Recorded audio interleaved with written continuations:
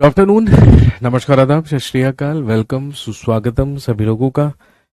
जी दोस्तों, class live हो चुकी है और अब ठीक वक्त तो चला है 3:04। तारीख आपको पता है, आज है 21 अक्टूबर 2024। Class is absolutely live. जल्दी से सारे के सारे लोग मौजूद हो जाइए, क्लास पूरी तरीके से लाइव है और आज पॉलिटी की क्लास है। और जैसा कि आप जानते हैं कि लास्ट क्लास में जब पॉलिटी में हमारी मुलाकात हुई थी तो हमने बात की थी गवर्नमेंट के बारे में, सरकार के बारे में, और जाना था कि गवर्नमेंट या सरकार क्या होती है, कितने प्रकार की होती है और हमारे देश में किस प्रकार की सरकार या किस प्रकार की गवर्नमेंट कार्य करती है। तो पिछले चैप्टर से या पिछले टॉपिक से हमें ये पता चला कि हमारे देश में डेमोक्रेटिक गवर्नमेंट काम करती है, लोकतांत्रिक सरकार कार्य करती है। लेकिन एक डेमोक्रेटिक गवर्नमेंट के की एलिमेंट्स या मुख्य तत्व क्या क्या होते हैं, इसी के बारे में हमें आज के टॉपिक में जानना होगा। तो चलिए शुरू करते हैं।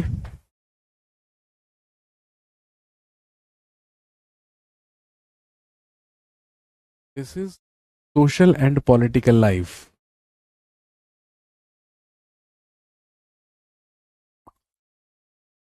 हम पढ़ रहे हैं सामाजिक एवं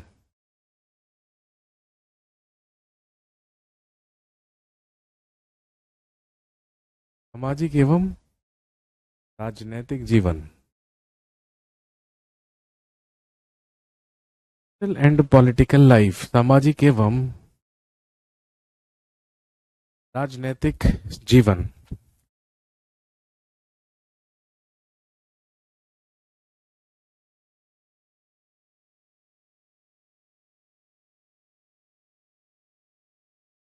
इतने दिन क्लास क्यों नहीं हुई? अब आपकी क्लास रेगुलरली चलेगी, डेली, रोज। मैंने आपको बताया था, मैंने आपके साथ डिस्कस भी किया था कि मुझे बैक पेन की प्रॉब्लम चल रही है काफी दिनों से। अब मैं पहले से काफी बेटर फील कर रहा हूँ, अब आराम है। अब आपकी क्लासेस जो रहेंगी वो कंटिन्यू चलेंगी। अब आप निश्चिंत रहिए।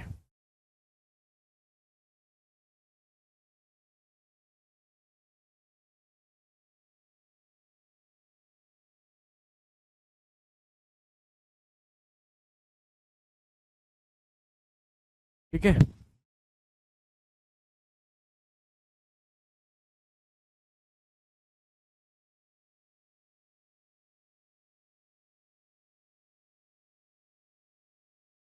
चलिए शुरू करते हैं। आज का हमारा टॉपिक, आज का हमारा चैप्टर रहेगा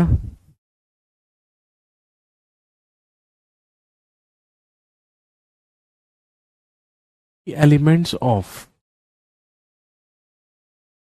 अ डेमोक्रेटिक गवर्नमेंट।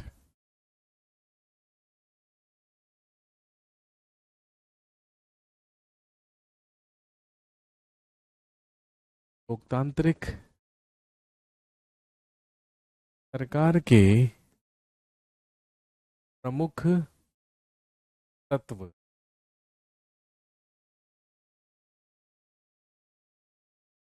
भाई, आप अच्छी तरीके से जानते हैं, ऐसी सरकार व्यवस्था या ऐसी गवर्नमेंट सिस्टम जिसमें लोगों की भागीदारी होती है या जिसमें लोगों के द्वारा शासन किया जाता है, उसी को हम डेमोक्रेसी बोलते हैं, उसी को हम लोकतंत्र बोलते हैं। लेकिन लोकतांत्रिक सरकार के क्या क्या विशेष और महत्वपूर्ण तत्व होते हैं, उसी के बारे में हमें इस टॉपिक के बारे में क्या करनी है, बातचीत करनी है।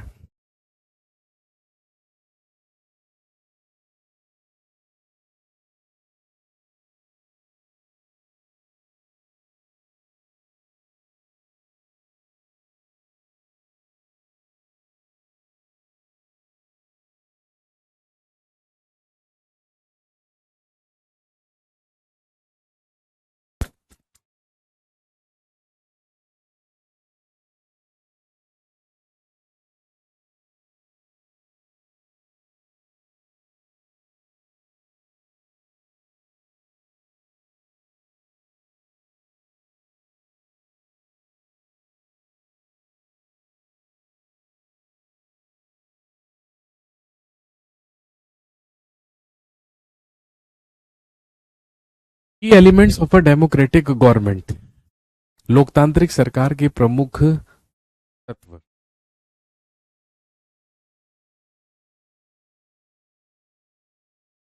दोस्तों, आप अच्छी तरीके से जानते हैं कि हमारे देश में लोकतांत्रिक सरकार चलती है या डेमोक्रेटिक गवर्नमेंट चलती है, जिसमें लोगों के द्वारा ही शासन किया जाता है, प्रत्यक्ष या अप्रत्यक्ष रूप से। और हमारे देश के लोग, हमारे देश की जनता ही हमारे देश के रिप्रेजेंटेटिव्स या प्रतिनिधियों को चुनने का काम करते हैं, और ये चुनाव के दौरान होता है, इलेक्शन के दौरान होता है।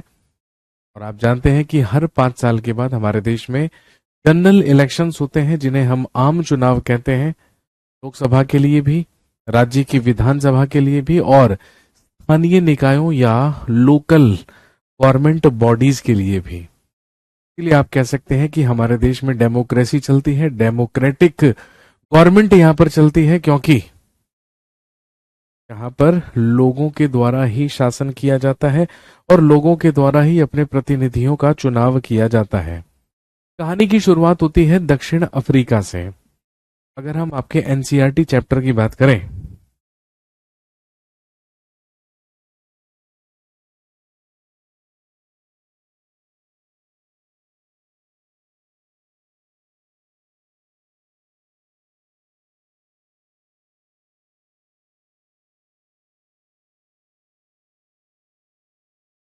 अगर हम एनसीईआरटी की बात करें तो आपकी एनसीईआरटी में कहानी की जो शुरुआत है वो कहां से होती है? दक्षिण अफ्रीका से होती है। इसलिए हम डेफिनेटली सबसे पहले साउथ अफ्रीका की बात कर लेते हैं। दोस्तों, आप जानते हैं कि साउथ अफ्रीका या दक्षिण अफ्रीका एक ऐसा देश है जहां पर विभिन्न रंगों के लोग रहते हैं। आप अच्छी तरीके से जानते हैं कि अगर हम अफ्रीका कॉन्टिनेंट की बात करें, अफ्रीका महाद्वीप की बात करें, तो अफ्रीका कॉन्टिनेंट में सबसे साउदर्न कंट्री जो है या सबसे दक्षिणी देश जो है, that is known as South Africa. उसी को क्या कहते हैं? दक्षिण अफ्रीका कहते हैं। और दक्षिण अफ्रीका एक ऐसा देश है जहां पर सभी रंग के लोग रहते हैं, यानी कि काले भी, गोरे भी, और ऐसे सांवले लोग भी जैसे कि भारतीय लोग होते हैं या जैसे भारतीय होते हैं। लेकिन शायद आप जानते होंगे कि दक्षिण अफ्रीका एक ऐसा देश हुआ करता था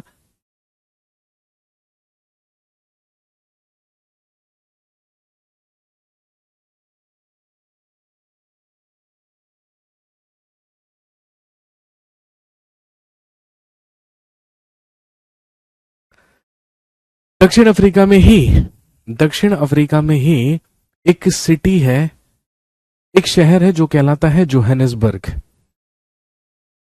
तो कहानी की शुरुआत जोहानिसबर्ग से होती है। जोहानिसबर्ग में ही एक 11 साल की लड़की है जिसका नाम है माया नायडू।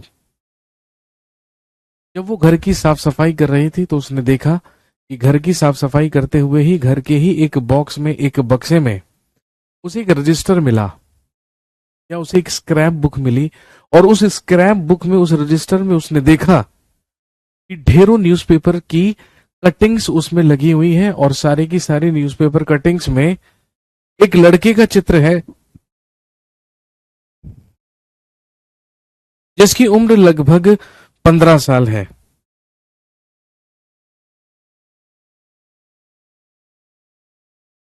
और जब माया ने इतने सारे फोटोग्राफ्स एक 15 साल के लड़के के उस स्क्रैप बुक में देखे, जो कि न्यूज़पेपर कटिंग्स के रूप में लगे हुए थे, तो उसने सरप्राइज होकर अपनी माँ से पूछा कि ये व्यक्ति कौन है। तो उसकी माँ ने उसको बताया कि इस लड़के का नाम हेक्टर पीटरसन था, जो कि काला लड़का था, और ध्यान रखेंगे पुलिस के द्वारा उसे गोली मार दी गई थी।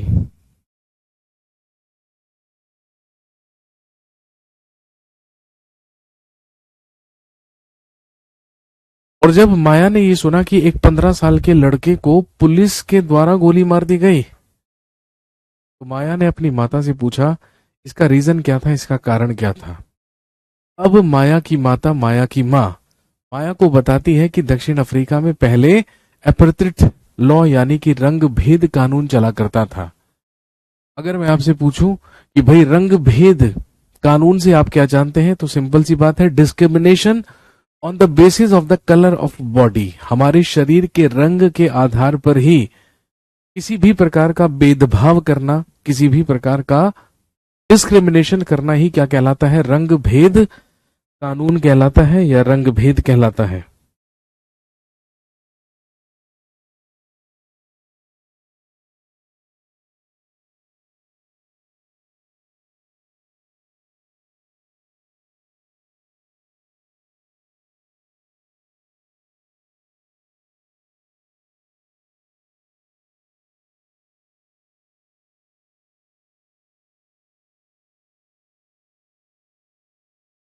दक्षिण अफ्रीका में ऐसा कानून चला करता था जहां पर गोरे लोगों, काले लोगों और सांवले लोगों यानी कि भूरे रंग के लोगों को एक दूसरे के साथ संबंध बनाना या एक दूसरे के साथ संबंध बनाने की इजाजत नहीं हुआ करती थी। वो पूरी तरीके से प्रतिबंधित था। कहने का मतलब, दक्षिण अफ्रीका में केवल और केवल गोरे लोगों को ही मतदान करने का अधिकार हुआ करता था, वोट करने का अधिकार हुआ करता था। काले लोगों के पास किसी भी प्रकार का वोट करने का अधिकार नहीं था, सिर्फ इस बेसिस पे, इस आधार पर कि उनका रंग क्या है, काला। आपको याद होगा, आपने सुना भी होगा, जब गांधी जी बैरिस्टर बनकर लंदन से भारत वापस लौटे तो उन्होंने यहाँ पर बंबई और राजकोट में वकालत का कार्य शुरू किया। लगभग 2 साल तक वकालत, 2-3 साल तक वकालत करने के बाद जब गांधी जी को सफलता नहीं मिली तो एक मुसलमान जिसका नाम दादा अब्दुल्ला था, उसी का केस लड़ने के लिए गांधी जी कहां गए थे? दक्षिण अफ्रीका गए थे। और जब गांधी जी दक्षिण अफ्रीका में डरबन से प्रिटोरिया जा रहे थे, 1893 की बात है ये, जब गांधी जी डरबन से प्रिटोरिया की यात्रा कर रहे थे तो रास्ते में ही मैरिट्सबर्ग स्टेशन पर गांधी जी को कुछ गोरों ने फर्स्ट क्लास के कोच से, फर्स्ट क्लास की बोगी से धक्के मारकर बाहर प्लेटफॉर्म पर फेंक दिया था। क्योंकि आप जानते होंगे दक्षिण अफ्रीका में यह भी कानून था कि अगर आप ट्रेन से ट्रेवल कर रहे हैं, अगर आप ट्रेन से सफर कर रहे हैं तो फर्स्ट क्लास में आपको सफर करना अलाउड ही नहीं है। फर्स्ट क्लास में केवल और केवल गोरे ही ट्रेवल कर सकते थे, काले या भूरे लोगों को यह अधिकार नहीं दिया गया था।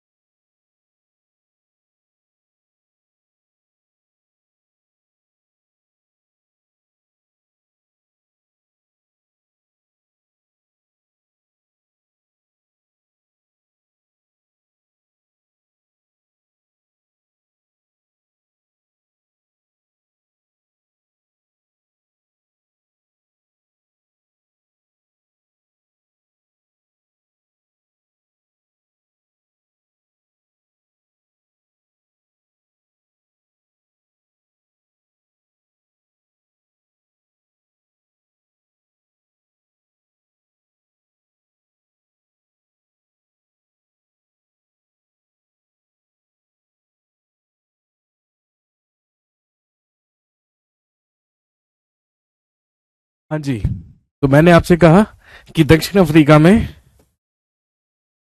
एक बार गांधी जी के साथ भी यही हुआ था। डरबन से प्रिटोरिया की रेल की यात्रा कर रहे थे लेकिन वहां पर तो केवल और केवल गोरे लोगों को ही ट्रेन में फर्स्ट क्लास में ट्रेवल करना अलाउड था। गोरे लोगों के अलावा काले और सांवले लोगों को ये पूरी तरीके से क्या था, बैन। अब गांधी जी ये कानून नहीं जानते थे, तो भाई गांधी जी गलती से फर्स्ट क्लास की बोगी में चढ़ गए। कुछ गोरों ने गांधी जी को शोषित किया, एक्सप्लॉइट किया, और आप जानते हैं कि गांधी जी को फर्स्ट क्लास की बोगी से नीचे प्लेटफॉर्म पर फेंक दिया था। यही तो टर्निंग पॉइंट साबित हुआ था गांधी जी के लाइफ का। और ऐसा कानून साउथ अफ्रीका में चला करता था। इवन इवन आप कह सकते हैं कि जितनी भी फर्टाइल लैंड हुआ करती थी, उपजाऊ भूमि हुआ करती थी, वो सब गोरों के पास हुआ करती थी, और जो बेकार भूमि हुआ करती थी वो काले लोगों को मिला करती थी। पब्लिक सर्विसेज, सार्वजनिक सेवाएं भी काले और गोरों के लिए अलग अलग थी। जहां पर गोरे लोगों के लिए बेटर फैसिलिटीज हुआ करती थी, बेहतर सुविधाएं हुआ करती थी, वहीं पर बेकार सुविधाएं या बेकार सर्विसेज किसके लिए हुआ करती थी, काले लोगों के लिए हुआ करती थी। ये कानून दक्षिण अफ्रीका में चला करता था, लेकिन आप जानते हैं कि इस कानून का विरोध किया नेल्सन मंडेला ने। आपने नेल्सन मंडेला का नाम सुना होगा।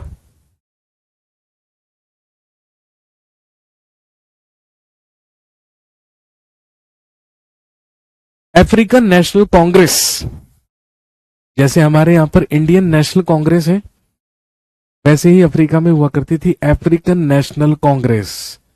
ध्यान रखेंगे, अफ्रीकन नेशनल कांग्रेस के ही लीडर हुए जिनका नाम नेल्सन मंडेला था। इन्हीं के द्वारा एंटी एपार्थाइड मूवमेंट चलाया गया था, यानी कि रंग भेदी विरोधी आंदोलन चलाया गया था, और इन्होंने ही आप कह सकते हैं सफलता हासिल की थी साउथ अफ्रीका या दक्षिण अफ्रीका में एक इक्वालिटी लाने की। जिस हेक्टर पीटरसन के बारे में हम बात कर रहे हैं, या माया, जिस लड़के की पिक्चर्स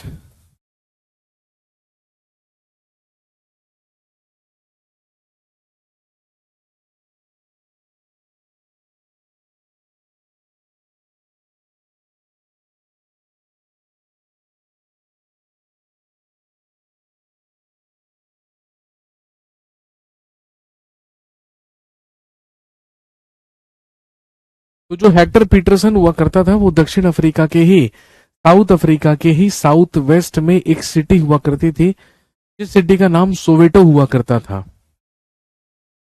वो हेक्टर पीटरसन जो कि एक ब्लैक लड़का था, एक काला लड़का था, वो सोवेटो नामक शहर में रहा करता था। और ध्यान रखेंगे, सोवेटो नामक शहर में, सोवेटो नामक शहर में केवल और केवल अफ्रीकन भाषा का ही इस्तेमाल किया जाता था, और वहां पर रहने वाले जो गोरे लोग हुआ करते थे वो अफ्रीकी भाषा का ही इस्तेमाल किया करता था। सर पार्टी और नेम बोलिएगा। मैंने कहा अफ्रीकन नेशनल कांग्रेस।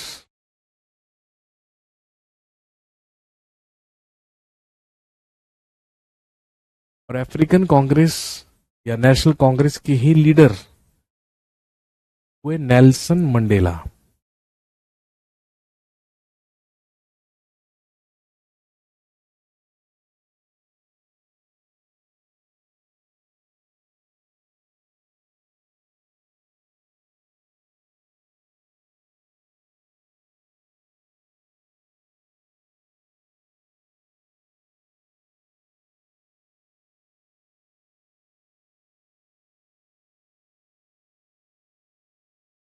अब सोवेटो शहर में जो गोरे लोग रहा करते थे वो अफ्रीकी भाषा या अफ्रीकन भाषा का इस्तेमाल किया करते थे, लेकिन जो हेक्टर पीटरसन हुआ करता था वो अपनी स्थानीय भाषा जूलू सीखना चाहता था।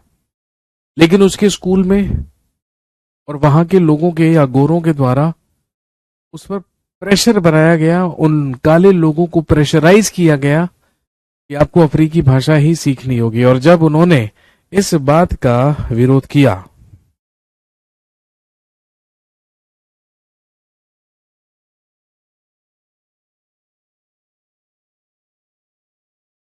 जब उन्होंने इस बात का विरोध किया तो ध्यान रखेंगे,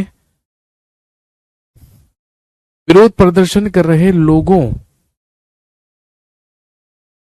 पुलिस के द्वारा पिटाई की जानी शुरू कर दी गई। पुलिस ने इन विरोध प्रदर्शन का विरोध किया, वहां पर गोलियां चली और जब गोलीबारी वहां पर की गई तो एक गोली जाकर हेक्टर पीटरसन को लगी और हेक्टर पीटरसन की मृत्यु हो गई। कहने का मतलब एक 15 साल का लड़का केवल और केवल इस आधार पर पुलिस के द्वारा मार दिया गया क्योंकि वो ब्लैक है, क्योंकि वो काला है।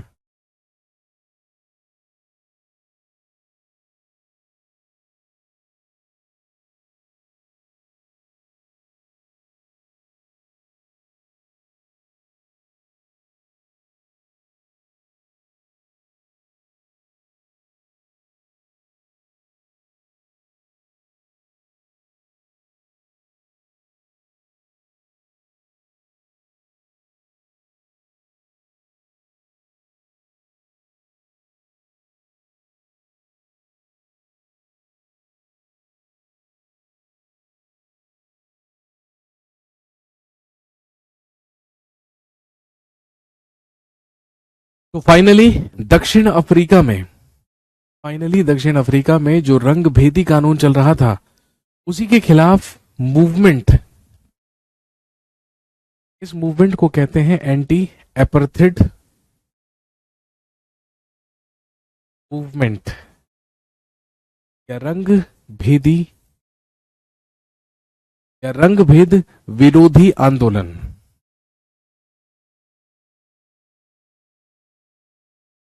रंग भेद विरोधी आंदोलन की जो अगुवाई थी वो नेल्सन मंडेला के द्वारा की गई और फाइनली नेल्सन मंडेला के ही विरोध प्रदर्शन करने और मूवमेंट चलाने की वजह से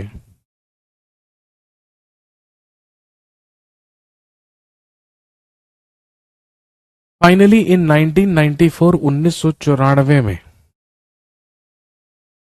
देखेंगे साउथ अफ्रीका बिकेम डेमोक्रेटिक।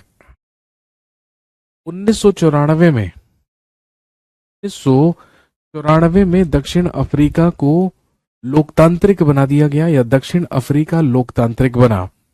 आज से लगभग 30 साल पहले, बहुत ज्यादा पुरानी बात नहीं है, आज से लगभग 30 साल पहले ही दक्षिण अफ्रीका लोकतांत्रिक हुआ है या डेमोक्रेटिक हुआ है।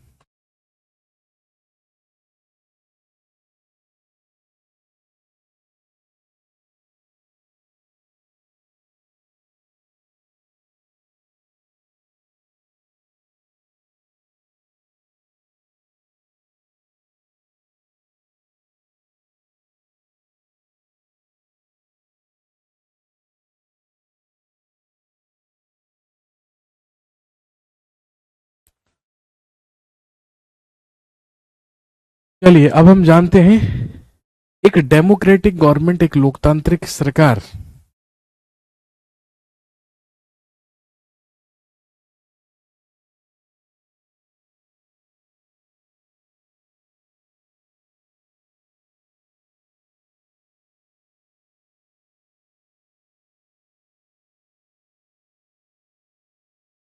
अब हम बात करेंगे एक लोकतांत्रिक सरकार के महत्वपूर्ण तत्वों के बारे में या की एलिमेंट्स के बारे में। तो एक लोकतांत्रिक सरकार या एक डेमोक्रेटिक गवर्नमेंट की सबसे महत्वपूर्ण विशेषता होती है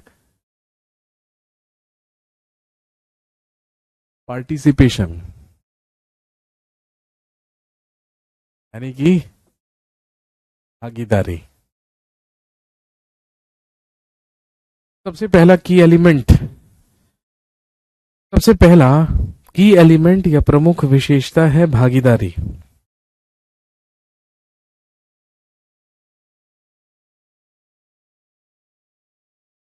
और आप जानते हैं कि डेमोक्रेटिक गवर्नमेंट में, लोकतांत्रिक सरकार में भागीदारी कैसे इंश्योर होती है? ड्यूरिंग इलेक्शन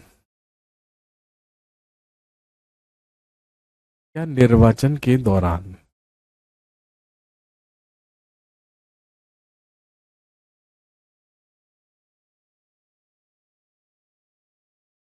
लिखेंगे there is a provision of universal adult vote right in our country, हमारे देश में सार्वभौमिक वयस्क मताधिकार का प्रावधान किया गया है। अगर हम अपने कॉन्स्टिट्यूशन के आर्टिकल 326 की बात करें, इसमें यूनिवर्सल एडल्ट वोट राइट का प्रोविजन किया गया है, जिसे आप हिंदी में कह सकते हैं सार्वभौमिक वयस्क मताधिकार।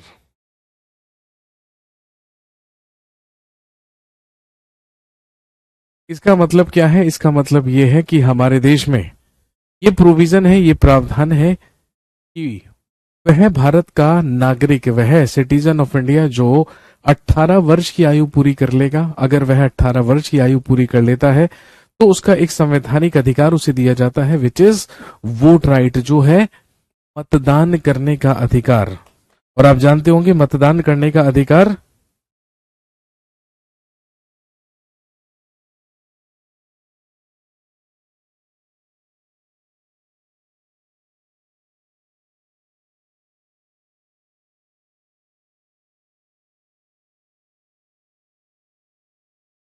वयस्क मताधिकार, एडल्ट वोट राइट, जो कि हमारे देश के हर एक नागरिक को दिया जाता है जब वो 18 साल की उम्र पूरी कर लेता है। लिखेंगे पीपल ऑफ आर कंट्री, लिखेंगे people of our country elect, people of our country elect their representatives during elections. लिखेंगे भारत के लोग निर्वाचन के दौरान अपने प्रतिनिधियों का चुनाव करते हैं या अपने प्रतिनिधियों को चुनते हैं। ये एक तरीके की क्या है? पार्टिसिपेशन, भागीदारी।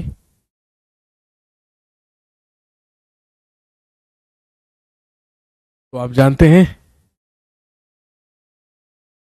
लोकसभा इलेक्शंस स्टेट लेवल पर, लेजिस्लेटिव असेंबली इलेक्शंस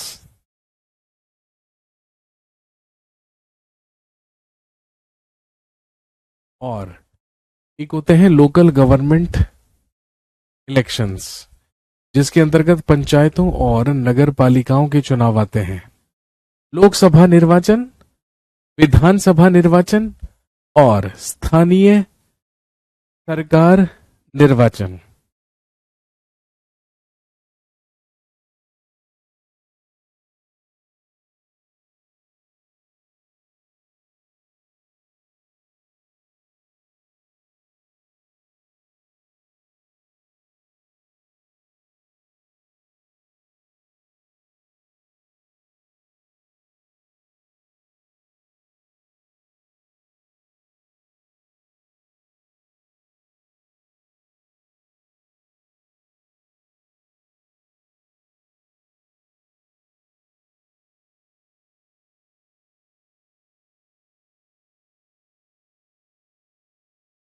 देखेंगे every government has a limited term, प्रत्येक सरकार का एक निश्चित कार्यकाल होता है।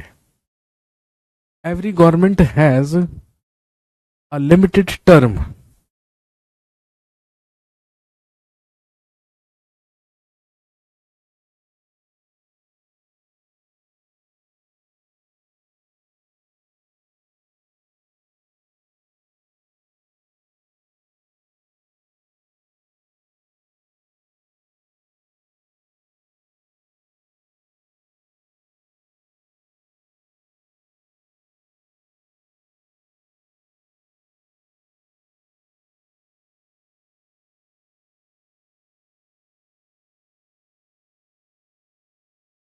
और आप जानते होंगे इन our country term of a government is 5 years। हमारे देश में एक सरकार का कार्यकाल 5 वर्ष का होता है।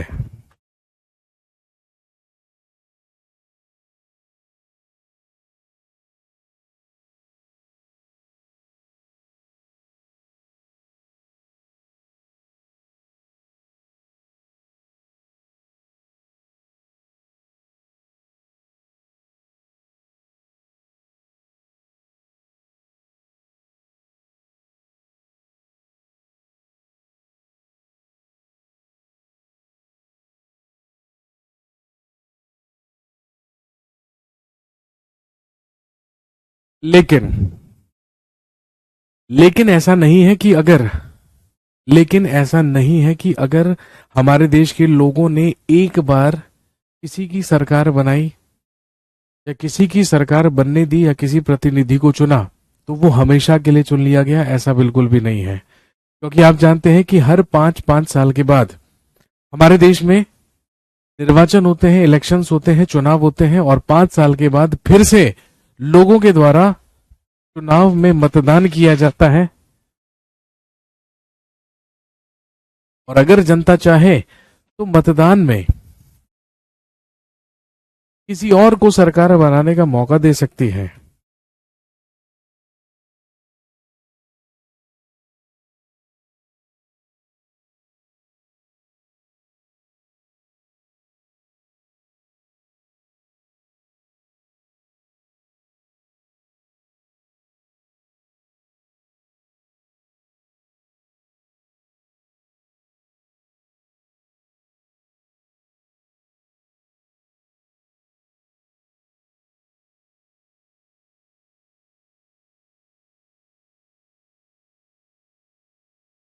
तो कहने का मतलब, किसी भी लोकतांत्रिक सरकार में या डेमोक्रेटिक गवर्नमेंट में एक सबसे महत्वपूर्ण तत्व होता है भागीदारी, पार्टिसिपेशन।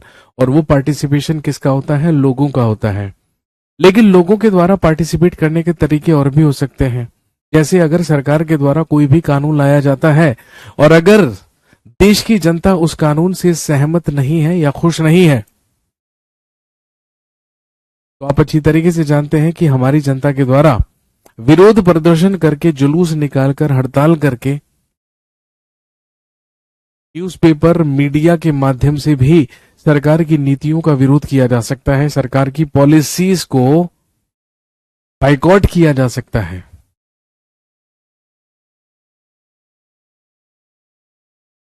तो कहने का मतलब यह है, सबसे पहला एलिमेंट होता है पार्टिसिपेशन। इसके बाद दूसरा,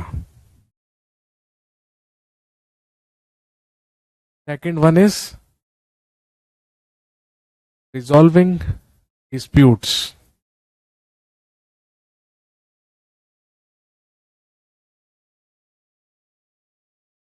विवादों का निपटारा। रिजॉल्विंग डिस्प्यूट्स या विवादों का निपटारा।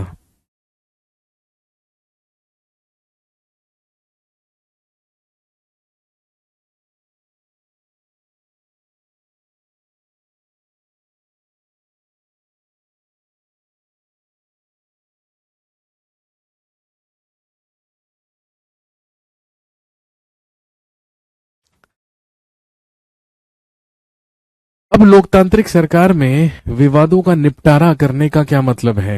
विवाद कई प्रकार के हो सकते हैं, कई तरीके के हो सकते हैं। ज्यादातर किसी भी देश में और खासकर हमारे देश में जो विवाद हैं या डिस्प्यूट्स हैं, वो कैसे उत्पन्न होते हैं या वो कैसे राइज होते हैं?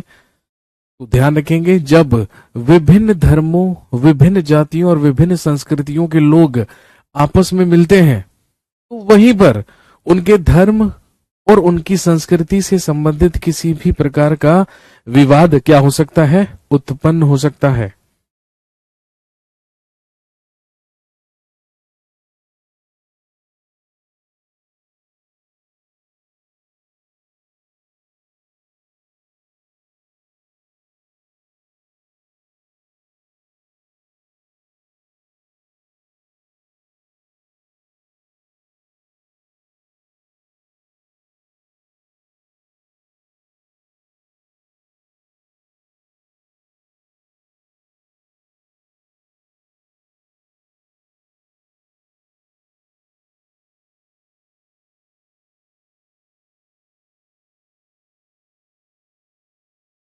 स्वाभाविक सी बात है, जब अलग अलग धर्म, जाति और संस्कृति के लोग एक साथ आपस में तालमेल नहीं बना पाते, आपस में कोऑर्डिनेशन नहीं बना पाते हैं, तो उसी से क्या होते हैं? डिस्प्यूट्स राइज होते हैं, उसी से विवाद उत्पन्न होते हैं। इसके अलावा विवाद, है ना, इसके अलावा विवाद और भी कई प्रकार के हो सकते हैं। आपने रिवर डिस्प्यूट्स के बारे में सुना होगा, नदी जल विवाद। अगर एक ही नदी दो या दो से अधिक राज्यों से होकर बहती है तो स्वाभाविक सी बात है उस नदी का पानी उन सभी राज्यों को मिलता है। लेकिन, है ना, लेकिन विवाद कैसे उत्पन्न होते हैं? जस्ट फॉर एन एग्जाम्पल, आपने कावेरी रिवर डिस्प्यूट के बारे में सुना होगा, आपने कावेरी जल विवाद के बारे में सुना होगा।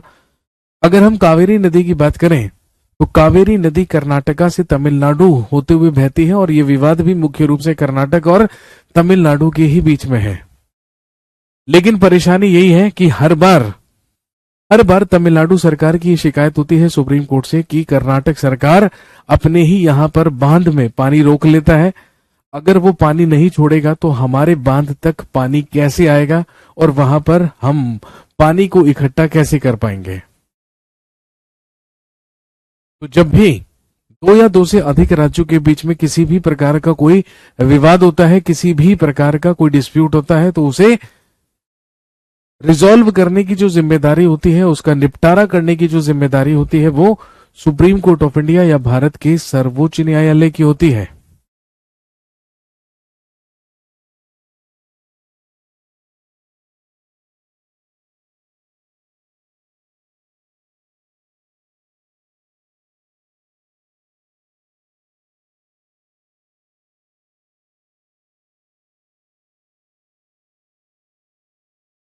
इसके बाद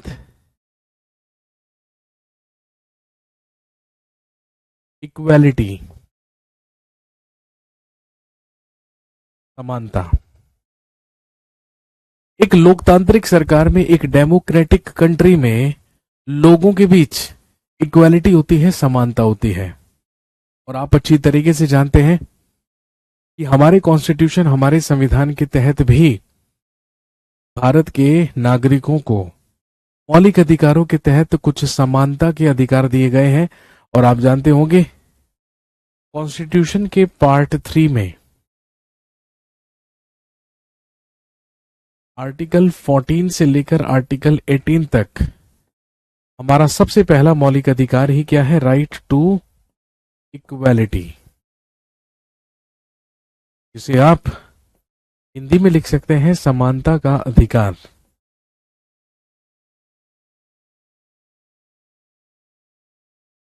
हमारे देश में सारे के सारे लोग कानून की नजरों में एक समान माने जाते हैं। धर्म, जाति, मूल वंश, लिंग और जन्मस्थान के आधार पर किसी के साथ कोई भेदभाव नहीं किया जा सकता है। लोक नियोजन में अवसरों की समानता सबके लिए है। भारत से अनटचेबिलिटी, अस्पृश्यता का अंत कर दिया गया है। यहाँ पर कोई भी व्यक्ति किसी व्यक्ति के साथ छुआछूत का कोई व्यवहार नहीं कर सकता है। और इवन भारत से उपाधियों का भी अंत कर दिया गया है कि भारत का कोई भी व्यक्ति अपने नाम से पहले या नाम के बाद अपनी उपाधि का इस्तेमाल नहीं कर सकता। केवल और केवल सेना के लोग अपने नाम से पहले अपने पद या अपनी उपाधि का इस्तेमाल कर सकते हैं। और डॉक्टरेट्स को यह अधिकार दिया गया है कि वो भी ये कार्य कर सकते हैं।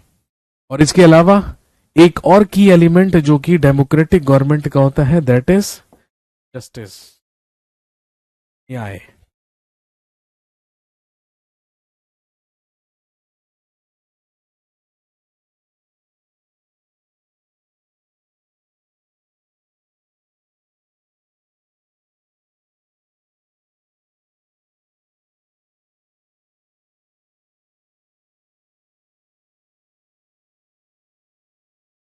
जस्टिस या न्याय।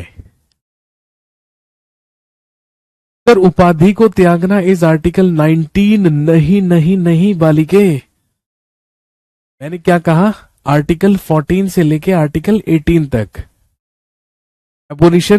एबोलिशन ऑफ टाइटल्स यानी कि उपाधियों का अंत आर्टिकल 18 में है। बहुत इजी है ना, बहुत इजी है। हाँ, सबसे पहले जस्टिस समझ लेते हैं। तो आप जानते हैं कि अगर हमारे देश में कोई भी वाद विवाद होता है, कोई भी डिस्प्यूट होता है, तो लोगों को पॉलिटिकल, सोशल और इकोनॉमिक जस्टिस दिलाने का कार्य कौन करती है? हमारी जुडिशरी करती है, हमारी न्यायपालिका करती है। अब मैंने आपको आर्टिकल 14 से 18 बताया, ठीक है? तो आर्टिकल 14 में है इक्वालिटी बिफोर लॉ, कानून की नजरों में समानता। 15 में है प्रोहिबिशन ऑफ डिस्क्रिमिनेशन, यानी कि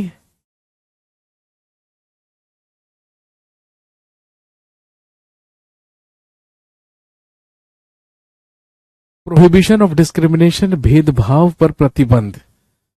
किस आधार पर? धर्म के आधार पर, जाति के आधार पर, मूल वंश, लिंग, जन्मस्थान के आधार पर। इक्वालिटी, या आप यहां पर लिख सकते हैं इक्वल अपॉर्चुनिटीज फॉर ऑल, अवसर की समानता। एबोलिशन ऑफ अनटचेबिलिटी, अस्पृश्यता का अंत।